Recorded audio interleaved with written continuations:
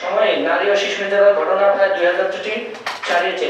এর মধ্যে 47টি ধর্ষণের ঘটনা, 29টি শিশু ধর্ষণ, 18টি গণধর্ষণ, 8টি ধর্ষণের পর হত্যা এবং 7টি আত্মহত্যা ঘটনা গণমাধ্যমে উঠে এসেছে।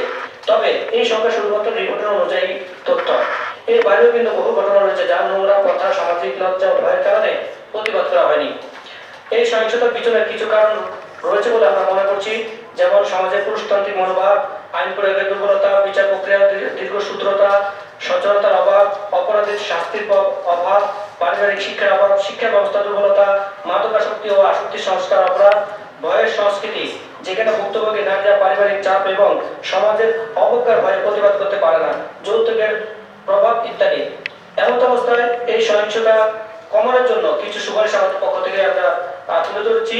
সেটি হলো আইন প্রয়োগের ক্ষেত্রে শক্তিশালী পদক্ষেপ, দ্রুত বিচার এবং সহিংসতার শিকার নারীদের জন্য বিশেষ সহায়তা প্রদান করা, সচেতনতা বৃদ্ধি, স্কুল, কলেজ, কমিউনিটি পর্যায়ে সচেতন কার্যক্রম চালানো, যাতে নারীরা ও শিশুরা সহিংসতার শিকার হওয়ার পর জানতে পারে কিভাবে সাহায্য পেতে পারে।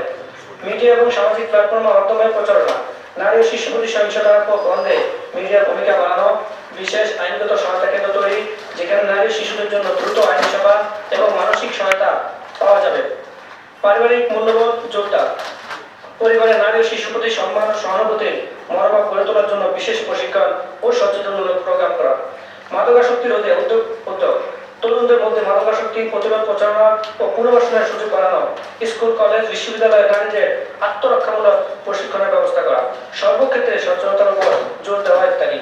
উল্লেখ্য যে এশিয়া নারী ও শিশুদের ফাউন্ডেশন 2017 সাল হতে চট্টগ্রাম তথা সারা বাংলাদেশ ব্যাপী অসংখ্য স্বেচ্ছাসেবীদের সমন্বয়ে পিছিয়ে পড়া জনগোষ্ঠীর আত্মসমর্পণ শিক্ষা থেকে পিছিয়ে পড়া সুবিধা বঞ্চিত শিশুদের জন্য 2 টাকা স্কুল নামক চট্টগ্রাম, ভোলা ও কুড়িগ্রামে 3টি বিনামূল্যে শিক্ষা প্রতিষ্ঠান প্রতিষ্ঠিত হয়েছে, যেখানে 270 জন শিশু বিনামূল্যে পাঠ গ্রহণ করছে।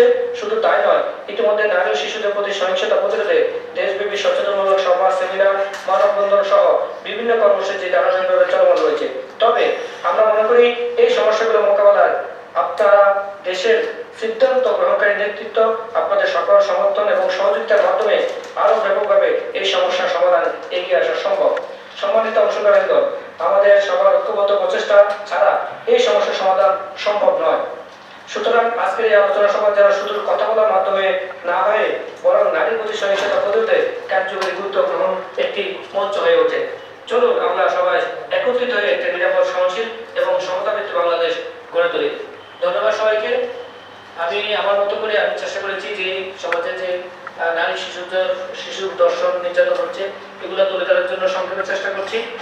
আজকে এখানে যারা উপস্থিত রয়েছেন, আমি শুরুতে বলেছি আমাদের মেসেজগুলো, আমাদের বার্তাগুলো, আমাদের কথাগুলো সরকার পর্যন্ত পৌঁছাবে না, কিন্তু আজকে আমরা যাদেরকে আমরা এখানে এনেছি, আমি মনে করি যে বর্তমান এই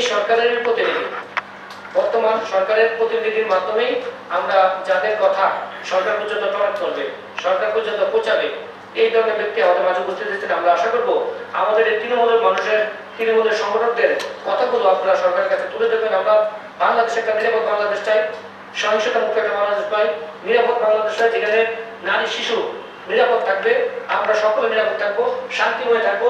এটাই আমরা প্রত্যাশা করি। এই প্রত্যাশা রেখেই আজকে আমরা এই আলোচনা সাজিয়েছি।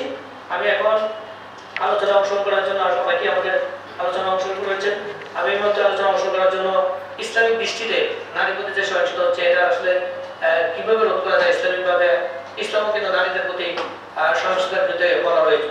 তাহলে আমরা আমাদের স্বপ্ন বাস্তবায়ন করতে পারি। আমাদের স্বপ্ন না, এটা সুবিধা বঞ্চিত মানুষের স্বপ্ন। আমরা চাই বাংলাদেশের মধ্যে ঢাকার রাজধানীর যে প্রাণকেন্দ্র, সবচেয়ে ভিআইপি এলাকা গুলশান বনানী, এই এলাকা অন্ততপক্ষে আমরা একটি সচেতন ভিআইপি যেমন এলাকা, মানুষ যেন সচেতন হতে পারে, সেই জন্য আমরা কাজ করব। এই কার্যক্রমে উনি আমাদের সাথে থাকবেন, পাশে থাকবেন, এই আশা ব্যক্ত করে এবং ওনার মূল্য